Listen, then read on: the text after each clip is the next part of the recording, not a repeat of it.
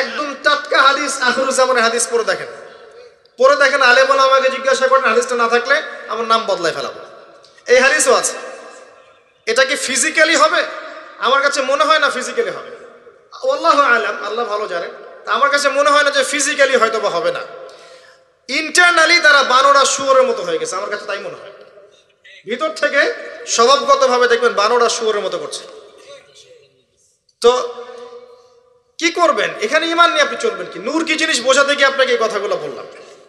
আপনি 10টা দিন ইতিকাফ করে তারপরে এই পরিবেশে যান, আপনি আল্লাহর নূর নিজেই বুঝতে পারবেন। আল্লাহর নূর কি জিনিস, আধ্যাত্মিকত্ব কি জিনিস।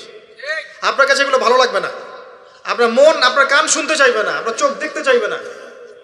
আর এগুলোতে থাকতে থাকতে থাকতে থাকতে যদি এগুলোকে স্বাভাবিক মনে হয়, তাহলে বুঝবেন আপনার কলবে নূরের ছিটা ফোটাও নাই, কলব আগেই মরে শেষ হয়ে গেছে।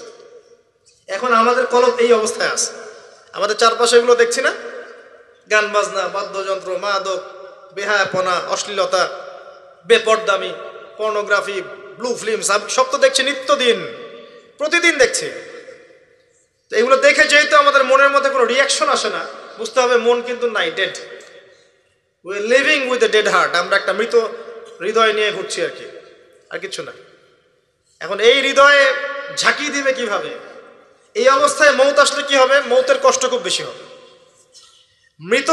মৃত কলব অবস্থায় যদি মৌত চলে আসে, তাহলে মৃত্যুর যন্ত্রণাটা খুবই কঠিন হবে। কত কঠিন হবে আমি একটা হাদিস দিয়ে বুঝাচ্ছি।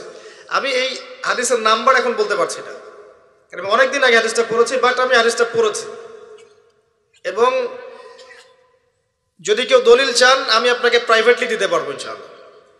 কোনো একজন নবী আল্লাহকে বলেছিলেন যে আমি বারজাখের মানুষের সাথে যোগাযোগ করতে চাই। কেমন আছে বারজাখ পর্যন্ত, পরকালে বারজাখের মানুষ কিরকম আযাব, কিরকম শাস্তি ভোগ করছে, আল্লাহ আমি একটু দেখতে চাই। একজন ব্যক্তি, মেবি উনি মুসা আলাইহিস সালামের যুগের বা ঈসা আলাইহিস সালামের যুগের, আমার ঠিক মনে পড়ছে না, এ দুজনে একজন হতে পারেন। আল্লাহ পাক দেখালেন একজনকে যে এই যে এই ব্যক্তি খুবই রুগ্ন, ক্লান্ত, মানে দেখে মনে হচ্ছে তিনি খুবই পেরেশানির মধ্যে আছে। তাকে নবী জিজ্ঞাসা করছেন, একজন নবী জিজ্ঞাসা করছেন, তুমি কি অবস্থায় আছো, কেমন আছো? তো সে বলছে যে আমার মৌত হয়েছে আজকে থেকে 1000 বছর আগে। আমার মৌত হয়েছে আজকে থেকে 1000 বছর আগে, এখন পর্যন্ত মৌতের যন্ত্রণা আমার যায় নাই। আমার কথা কি বুঝতে পারলেন ভাই? যার কলব যত মৃত, রূহ কবজ করার সময় তত শাস্তি হবে, তত বেশি কষ্ট হবে। যার কলব যত পবিত্র, রূহটা অত সুন্দর করে আস্তে করে বের হয়ে চলে আসবে ইনশাআল্লাহ। যেমন কলসি থেকে পানি ঢাললে যেমন হয়, এভাবে রূহটা বের হয়ে চলে আসবে। কলব পরিষ্কার না থাকলে এটা হবে না।